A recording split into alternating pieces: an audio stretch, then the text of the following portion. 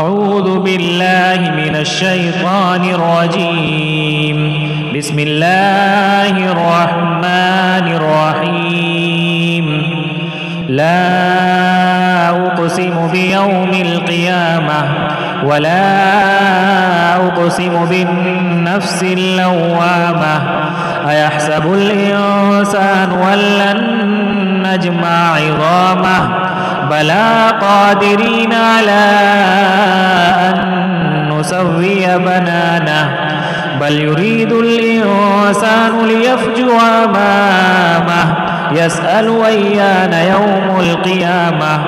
فإذا برق البصر وخسف القمر وجمع الشمس والقمر يقول الإنسان يومئذ أين المفر كلا لا وزر إلى ربك يومئذ المستقر ينبأ الإنسان يومئذ بما قدم وأخر بل الإنسان على نفسه بصيرة ولو ألقى معاذيره لا تحرك به لسانك لتعجل به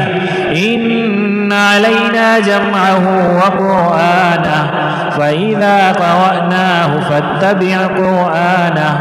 ثم إن علينا بيانه كلا بل تحبون العاجلة وتذرون الآخرة وجوه يومئذ ناظرة إلى ربها ناظرة ووجوه يومئذ باسرة تظن أن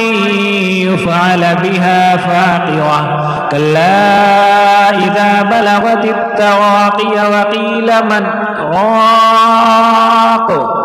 وظن أنه الفراق والتفت الساق بالساق إلى ربك يومئذ المساق فلا صدق ولا صلى ولكن كذب وتولى ثم ذهب إلى